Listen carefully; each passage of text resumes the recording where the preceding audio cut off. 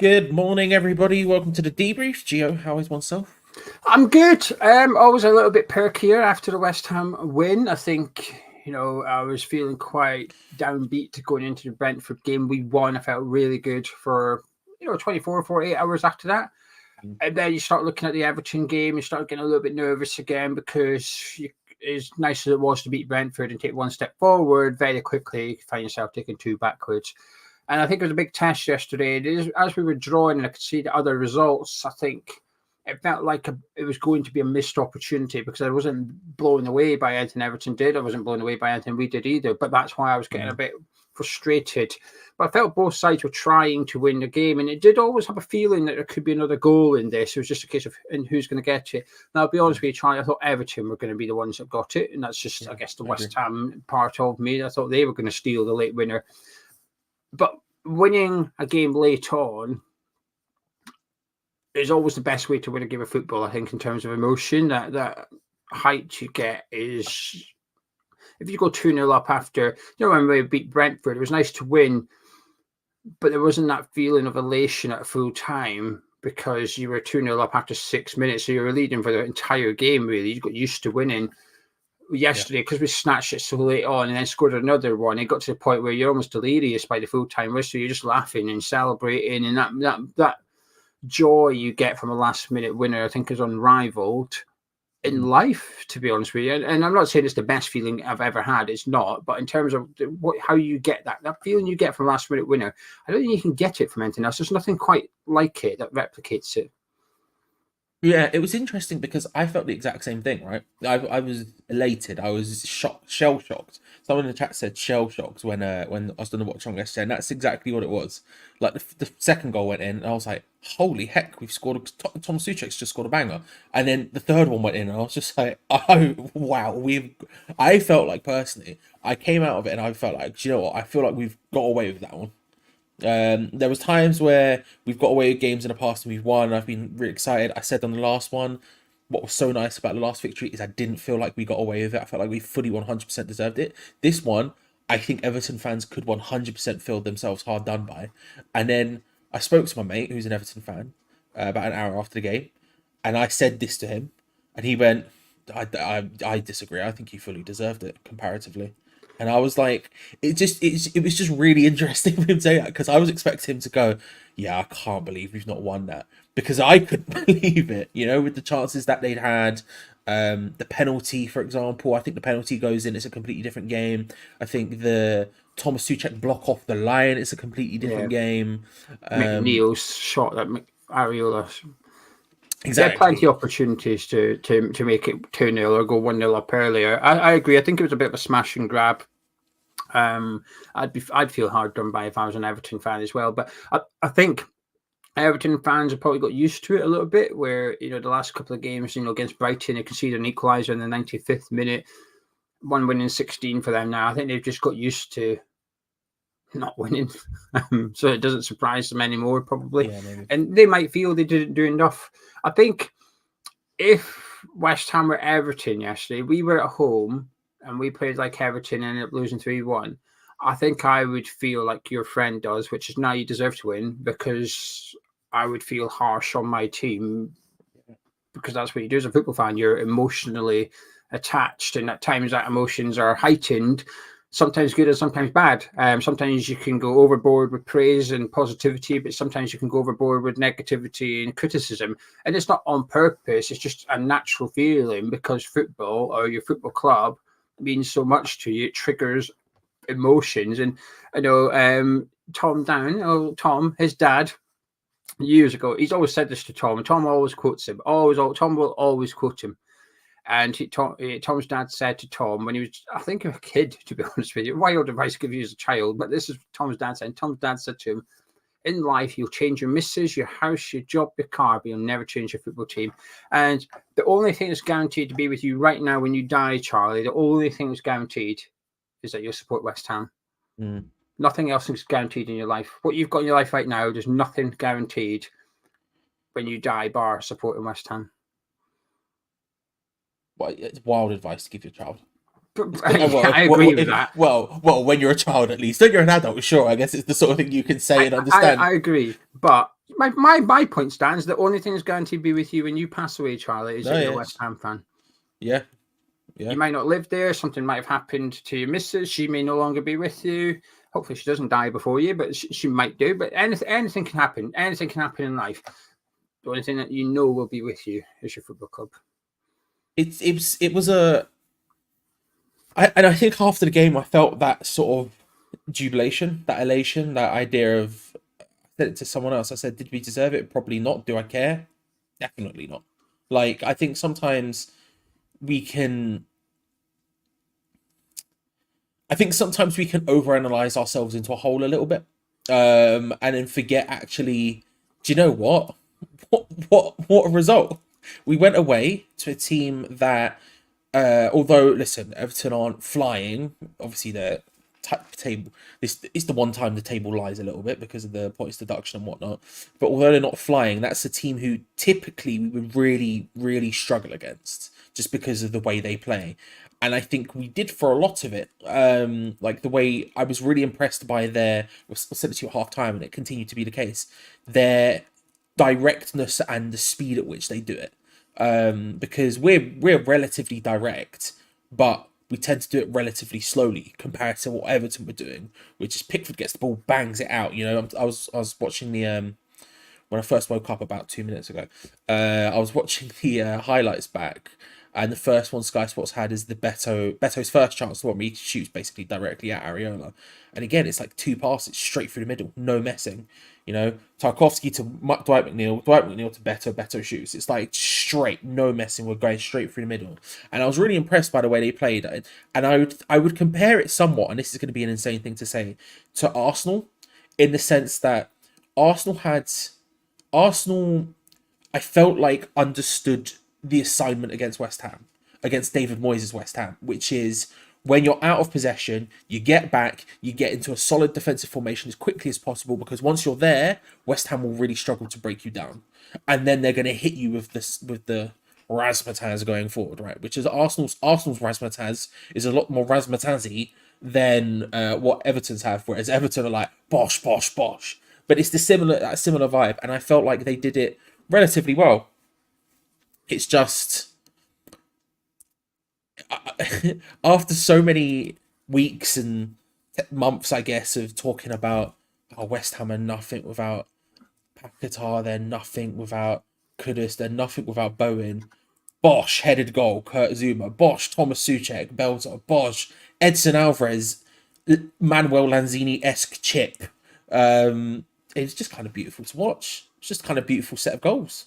All 3 goals were stunning individually. Yeah. For different, you know, Zuma's going away from the goal. That header's incredible considering that he's had to take a yard backwards.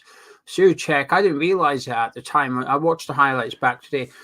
I've missed a save from Areola, by the way, because 2 or 3 people commented about like the deflected header from Beto that Areola saved, and I didn't see it, right? So I watched the highlights today, and it wasn't on the YouTube highlight. It wasn't there. It was like either was Tomas Soucek's goal line clearance, but like the save that people referred to, I haven't seen it because my visual radio was rudely interrupted on a few occasions with adverts. So I had missed probably about 10 minutes, scattered across it in 90 minutes. I probably missed about 10 minutes of gameplay, just a minute here and there.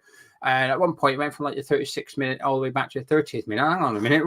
I'm waiting to watch the next 6 minutes again. I know what's happened. So I had to like get out, find a new visual radio, and it took me to the 39. Hang on a minute, I missed 3. But anyway, I missed this save that he's done.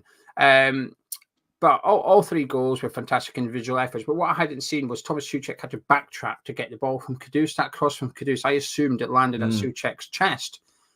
But when I watched it back today, you see Soucek has to run. Well, I say run. He has to take a couple of strides backwards to chest it down then. But his goal's even better now. I thought it was outstanding. It's even better than outstanding because he's had to get back and chest it down. And then Alvarez's finish is just so delicate. It's just the pass from Bowen is beautiful as well. It literally timed to perfection because half a second later, Alvarez is offside. Alvarez doesn't break stride. He's just running. He doesn't break stride at all and just digs it over. Everything was just perfect about that goal. Thoroughly enjoyed it. And to do that run in the 96th minute or whatever it was, And Alvarez was all over the pitch yesterday, but to do that in the 96th minute, wow, what a run, what a goal. I was buzzing for him, actually. I was really pleased for Alvarez yesterday.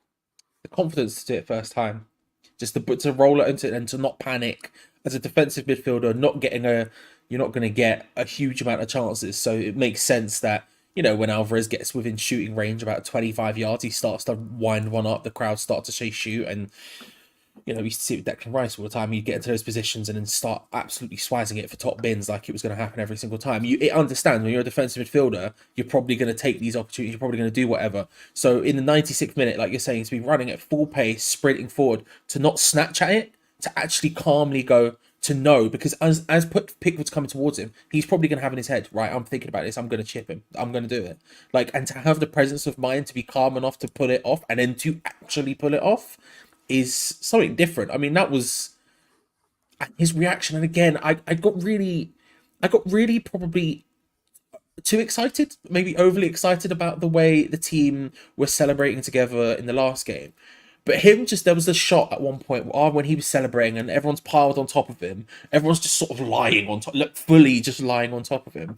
And there was this slow motion shot they had, which makes everything more dramatic and emotional for no reason. But I've got close in on his face and he's just screaming with happiness and everyone's just jumping on top of him. And it's that feeling of just togetherness that, again, it just, I know I said it after the last one, but it's, again, just it highlights so much how we missed it for a while. And to see it again is so nice. And especially in this context, whereas the last one I felt like we felt to deserve it. This one wasn't quite there. I felt like it's just nice, Geo. It's just totally. Yeah.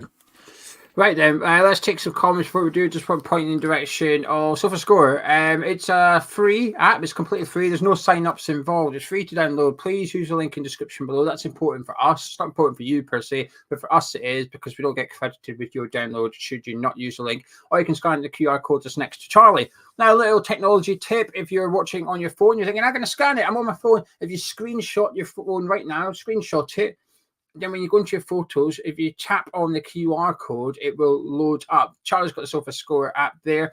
I'm going to refer to it in just a second, but it's a really good app. And if you want to get an idea of statistics or just dip your toe in the statistics world, it's fantastic for you. You go into the West Ham Everton game yesterday, you can see all the stats for the game. You can see individual player stats. You can see heat maps, average player positions. It's got everything that you need. It's really easy to navigate. It's a simple interface. If you go on to other statistic websites, there's a lot of data everywhere, and it can be a bit overwhelming at times. But look how basic that is that Charlie's showing. It's just 11 players on a pitch. There you are. Look at 11 dots, average position of each player, sorted, simple to use. Get it downloaded, please. Thank you very much. We'll take some of your comments now, and then we'll talk about Alphonse Areola, because yesterday Alphonse Areola got the highest average rating for a goalkeeper in the Premier League this season.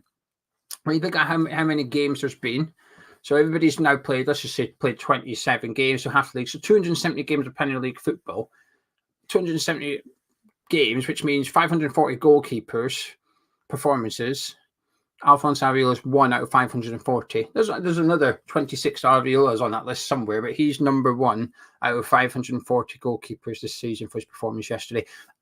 Bigger than what he did at Brighton. Ricky says, yesterday we had the exact same vibe as a Payet last minute 3-2 win in that game.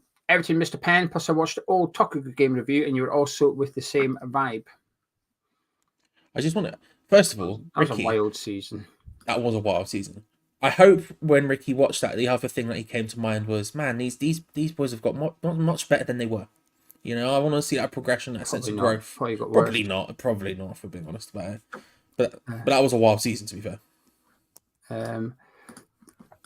Hammer99 says, I've never been more confident of one of our keepers saving a pen. That was horrendous and so predictable. It was bad. I knew he was going to save that. He just didn't look confident.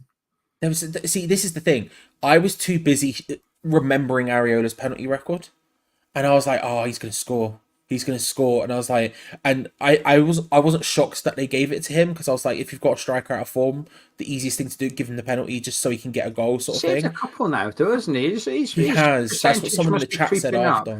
His percentage must be increasing now.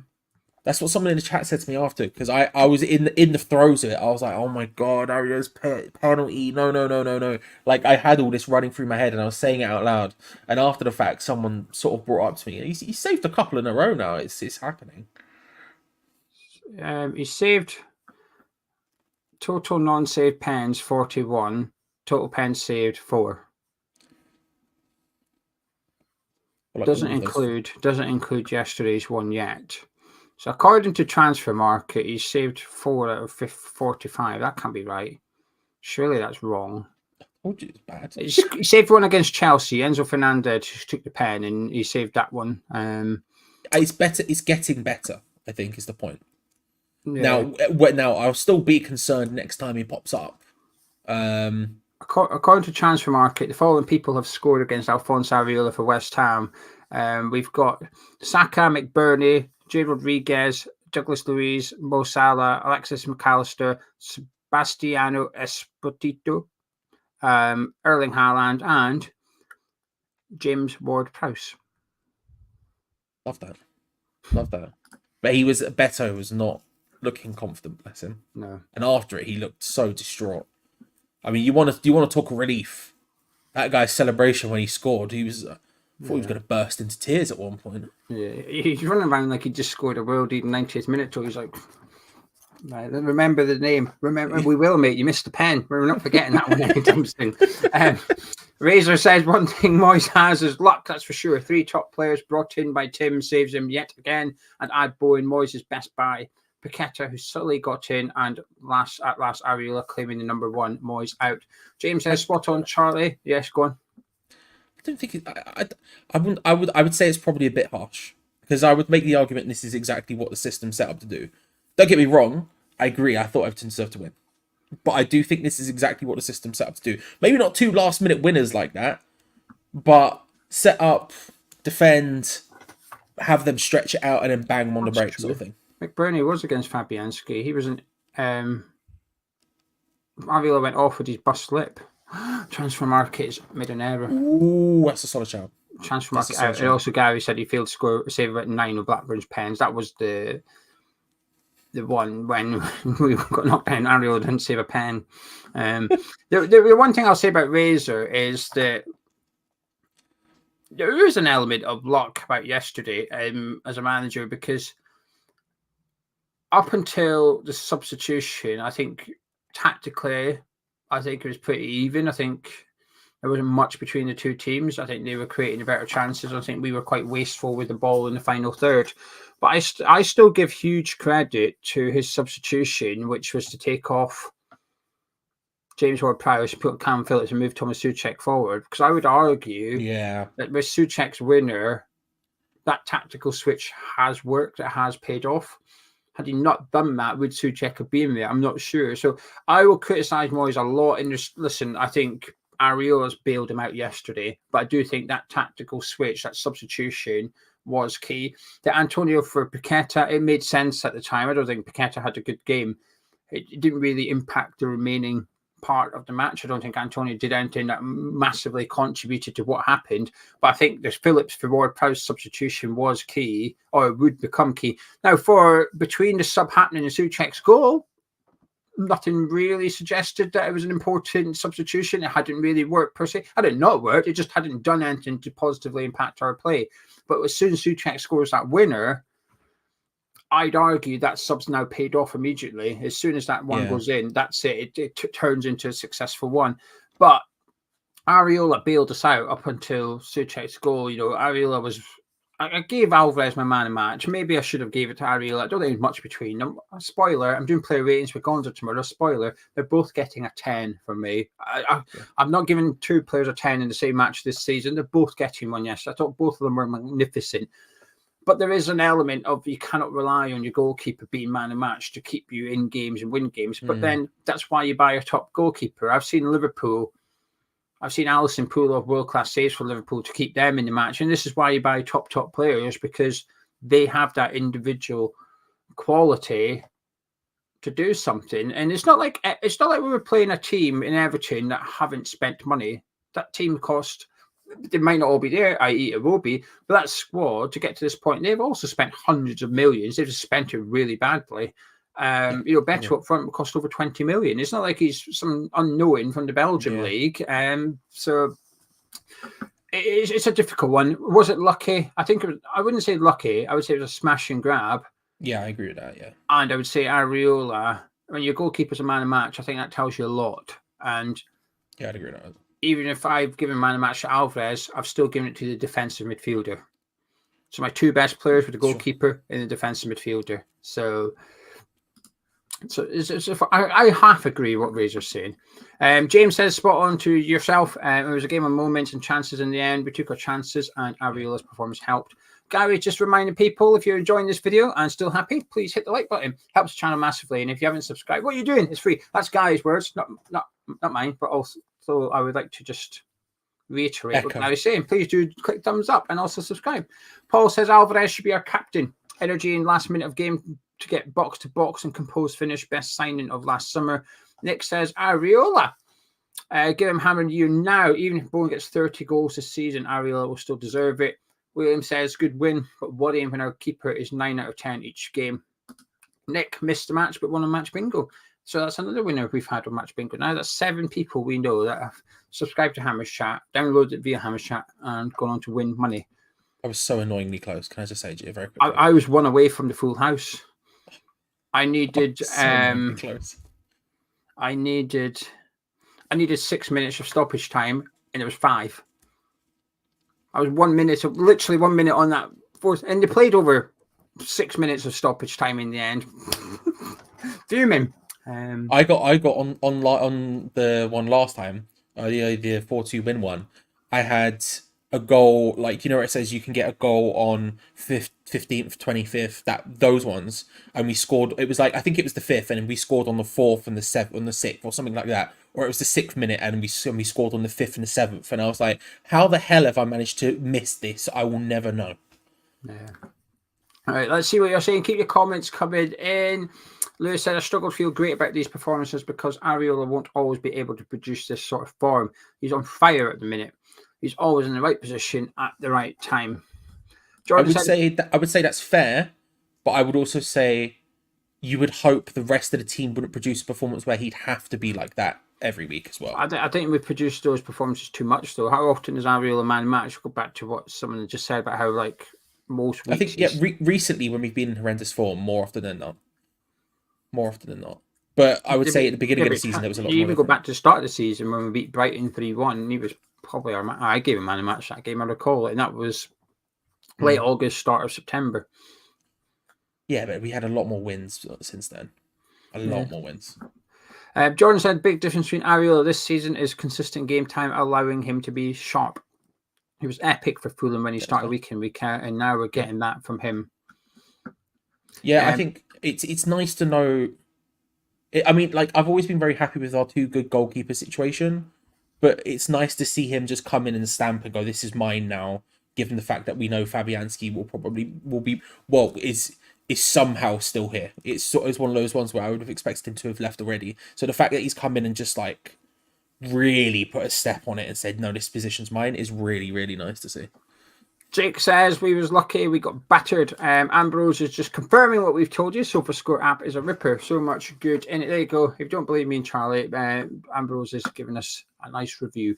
Lewis says Fabianski's a great keeper, but makes you wonder what our results would be this season with him in goal. We wouldn't have won yesterday for starters. Now, I'm a big Fabianski fan, but I do have to tend to agree with this, Charlie. Yeah, I wonder if there's certain... My one thing, I was saying this for the watch along yesterday. I think because I'm the same. I really love Fabianski, and I really love Areola. I think the things in the back of my mind that I still worry about with Areola sometimes is just that commanding of the box and communication with centre backs and stuff like that. And I feel like, crosses as well. Yeah, that's a great point, Mandy. And I feel like that's where I get a little bit concerned. And I feel like there are games where the opposite would be true. Like Jack, when we do Hammerlytics, for example, has for a little while said about the idea of... I don't remember if Jack ever said this on camera, to be fair, whether it's when we're talking about the game for inevitably 3 hours after we finish recording, about the idea of picking goalkeepers to suit the game. Like if it's going to be a game where the team are just going to come in and bombard crosses at us, maybe Fabianski's the guy who should be taking that role because he can come in and claim those ones, sort of thing. And I wonder if there's games where we would have felt the opposite way round, if you see what I'm saying. Yeah. Cape said, I was so happy for Soucek. You saw the joy on his face, what that goal meant to him. I do not want to see him in midfield, but rather play as a number 9 in a 4-4-2 or a 3-5-2 system, but that is not his fault. Paul saying, do you think the penny has dropped with Antonio, realising he has to put effort from the bench as he isn't straight back in team? I thought he did yesterday. We'll cover that in a future, Paul. That's a topic on its own. Kai says pressing has been much better, higher up the pitch. Soucek played to his strengths and allows others to attack more. Can't complain about Moyes when he does this. Just hope now he sticks with it. Mark says, bit worried Goodison is struggling to score at the moment, not taking his chances like he was before at the African nations. Very honest player, Charlie. I'll be honest with you. This is going to sound a bit silly, but do you know when... Magnificent pass, by the way. Who passed it to and that hit him on the chest? Was it Alvarez? I think so. I'm not sure. I'd have to go back. He made that run from the left and it just hit him on the chest outside the 18-yard. I think it was, for some reason, I've got it in my head, it was Alvarez. But anyway, brought it down really well.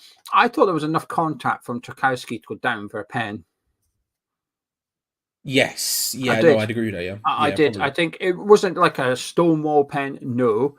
Yeah. But I think that it certainly knocked him off balance, and then he did well to go round Pickford, and it was really good defending by Ben Godfrey in the end. But I think Tarkowski, there was enough of a brush of his leg. Like I said, it wasn't a foul per se, it was more of a clash of legs, but it was enough for him to go down. He stayed on his feet, and we got the corner.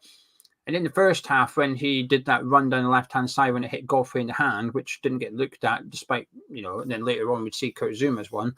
But Onana tried to snap him in two. He completely tried to take him out, which is the right thing to do. But Kudus stayed on his feet, and the referee played advantage. But he doesn't go back and punish the player. And I just thought it was very honest of Kudus on the first occasion. Could have went down and got Onana booked, and then the second one, I think he could have gotten down looking for a pen, but he stayed on his feet. And this is where attacking players dive, because that doesn't get looked at, because you stay on your feet. It's like, oh, well, I'll just ignore it, pretend it never happened. And that's why attacking players have to go down. Yeah. So it forces the referee to make a decision. Yeah, I mean, yes, I agree. I feel like I like that about him, though. I would prefer to say that. It's like Lanzini, right? I loved Lanzini, and I still do love Lanzini, but I can't act like every time he dived, I was a bit like, just get up, my G, please. I beg. There's a difference between a dive and going down when there is contact, though, isn't there? There's a significant difference between the two. Totally fair point. But anyway, I mean, are you concerned about it, by the way? Just to about his the shooting thing, about not taking chances. No, I think before African Cup of Nations, he was way outperforming. Sure. And this is where me and Charlie, we get geeky for another minute, right? But apologies. Statistics aren't the be all and end all. However, my phrase I've always said is statistics are indicators. Sure. It's up to you how you use them. You can dismiss them entirely, but they're indicators. And I know XG isn't the best thing in the world. It's perhaps not the most reliable thing, but it's the only measure of chances or quality of chances that we have in football. It's the only thing we have. And at the start, in the first half of the season, Kudus was outperforming his by a ridiculous amount. He was at one point the most clinical player in the Premier League because of the way he was outperforming his XG, which suggests he was scoring when he shouldn't have been. And I think I would argue he was scoring when he shouldn't have been with some of his, that bicycle kick against Brentford was outrageous. You're going to do that every week. So I don't think he was ever going to maintain that level of goal scoring. Since he's come back, his XG is through the floor. I don't think he's even come to one yet in total for all the games combined. He had 6 shots against Brentford, but his XG was 0.1 or something. 0.14. So, I was literally just looking at it just now. Yeah. So despite him having 6 shots, there's a 10% chance of him scoring from those 6 shots combined, right? That is really low, which shows that he's shooting when it's not really a shot he should be taking on. But I like to see players encouraged to do that. Not all the time. I think there's been better options than shooting for him.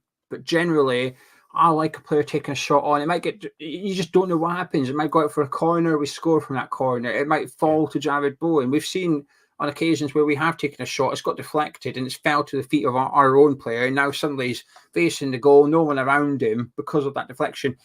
And I think actually against Brentford, he kept shooting in the first half. Then in the second half, Reguilon didn't know what to do because Kudus would run at him. It's like, is this guy going to cut in and shoot? Because he's been doing it all half. He's going to go down the outside of me. And in the second half, I thought Kudus really mixed it up against Reguilon. In the first half, not so much. Second half, I thought he mixed it up loads. At times, he was going to the byline and cutting it back. And then he got his assist from it, just standing still, took it on his left foot and crossed it straight away. I thought he looked... That defender looked terrified of Kudus in the second half, and I do think a large part of that came from just Kudus cutting in and shooting every single time, and it created uncertainty in the mind of the defender to say, I don't know what this guy's going to do. So I'm not worried about Kudus. He got an assist yesterday. I thought he was much better in the second half. You know, the first half, I stand by what I said in the review, despite one of the subscribers saying I'm a joke for this opinion. I don't think he did much with the ball in the first half. Yeah, I think he dribbled well with it, but I don't think he did much with it. The second half, though, I thought he was much more, I don't know what the word is, effective. He's more clinical with it, although that's not the right way of phrasing it. But I thought he used the ball a lot better in the second half. I think that's the thing. I think with him, I feel like the differences in performance, at least from my feeling, is what he does with the ball, because I trust him to take the ball past the person quite consistently. And don't get me wrong, I'm not downplaying that. That's massive. That's absolutely huge. But it's what he does after that, which is the bit that changes his performance. I think, for example, in the last game, I felt like he started really slow. I didn't really vibe what he was doing, and then there was that period where he was, like say, taking long shots, a lot of shots. They were all from range, none of them particularly likely to go in. Like we were saying, 0.14 xG from 6 shots, right? And if you look at the shot map, they're all 15 miles away. Yesterday, a lot different, by the way. I think it was like 4. In fact, I'll probably find it on Sofa Score right now. I think it was 4 shots, 0.54 xG from those 4, which is showing just the difference in how likely those are more going to go in, right? It's what he does differently, and the Soucek goal is a great example of what you're talking about that idea of defenders being scared of him. Because of what he's doing in the game and everything else. When he collects the ball wide on the left-hand side, you physically can see that the defender sort of double take and not really sure what to do. And it's that split second which gives him the space to put in the ball for Soucek to get the assistant to go forward. I'm not concerned either. Like you say, I think he was scoring goals. If he kept on that assist, if he only does that, which is run at defender and try and cross it, they'll catch on. These are not stupid players. Like, the preparation for the game is immaculate with most clubs now, so they'll be told, the right back will be told, all Kudus is going to do is run at you and cross it, just be aware of that. And that suits a fullback. A winger that wants to go down the line is arguably the better winger to play against. You don't want one that keeps cutting in. That's the dangerous one. So defenders will catch on pretty quick. If a winger is one-dimensional, I know what you're going to do. Every time I know what you're going to do. But if you've got Kudus who can do anything, you can stop and pass it, you can run down the outside, you can cut inside, you just don't know what, no one knows what he's going to do. As people that watch him, maybe we don't know what he's going to do. As a guy that's going to face him for 90 minutes, it must be a terrifying prospect of coming up against a guy so quick, so powerful, so strong, so it's difficult to get the ball off him anyway. Add in the uncertainty of what he's actually going to attempt to do. He must be impossible to play against. Honestly, I couldn't think of a worse player I'd want to come up against, somebody that's stronger than me, faster than me, and I don't know what his intentions are. I do plan for that one. I mean, we used to say it all the time about Payet and Lanzini, right? Just having someone like Payet who's going to cause problems and attract defenders to him, all of a sudden gives space for someone like Lanzini to do his thing. And I think we have a little bit of that now, where we have Paquetá and Kudus specifically. Of, if one of them is on the ball, you're naturally going to gravitate. You're going to start doubling up. There were times yesterday where Kudus had 2 people on him. Same thing with Paquetá. He picks up the ball. You're going to have 2-3 people on him, and that's going to give the space for the other one to perform. I think it's just a case of which one has the ball at any one moment and how we decide to progress forward. I have no doubt that Kudus will score again very soon. I've got no doubt about that, and it's just about what he does, and I'm confident with that, to be honest. Well, we'll play Burnley next. Like with the, I know we've got 5, but independently we've got Burnley next. Yeah, I'm backing Kudus to score in that game. And if he's not scoring, he's providing. You got an assist yesterday, and actually, I think Kudus is more likely to score than assist. I would agree with that as well. Yeah. So for him to get the assist yesterday, I would argue that's the weaker part of his offensive game. Well played. Yeah. Can't complain. Yeah. So anyway, shall we leave it there? I'm chatting away for 35 minutes on Sunday morning. We'll give people's ears a rest. Don't worry, Jake, I've seen your comments about Zouma. We'll cover that in a separate video about Antonio Zouma. We'll pick up the comments. We can sit here for 2 hours, but I don't think anyone's tuning into that tonight when they see it's 2 hours long. They're going to go, nah, you're all right. It's also beautiful that we can, when we have this conversation, we can see the live chat and we go, oh, that's good. What we could talk about it in a separate video. Oh, yeah, that's why I like it. I don't know when I sit down, right? Because the videos I do with Gonzo, I host it, and then videos I do on my own. I'm on my own. So this is the only video I do that I don't know what the content's going to be. Because you're in charge, technically. The live chat's in charge. And I'm barely awake most of the time. So I just need to make sure that we promote SofaScore and encourage people to like the video. That's what I'm here to do. That's what I'm here to do. I'm the admin guy of the video. Listen, there's worse things you can be than an admin guy. I'm the equivalent of James Ward-Prowse. There to allow other people to succeed. I tell you what, as we go, I just want to point it out. Took a corner, put it in a slightly different position, we scored. Have I not been saying this the entire time, Gio? I've not been saying this the entire time. But speaking of liking the video, make sure you do that, everyone, and subscribe while you're down there, because we do plenty of stuff. We'll be doing build up to the games in Europe, be discussing this a little bit further, any breaking news as well. All of that good stuff will be right here on the channel. So make sure to subscribe, like the video if you enjoyed it, and Gio, thank you very much. Before patrons, 10:30 tomorrow is our Q&A with Dean Ashton over on Patreon. Get your questions in for Dean. The post will go up later on tonight, but I think it's 6 o'clock. The post goes up. Go on Patreon tonight, post 7 p.m. There's the post is there for the video, but also get your questions in for Dino. Looking forward to it. Here we go. Enjoy the rest of your weekend. Enjoy your Sunday, everyone, and we'll see you next time. Cheers, everyone. Bye.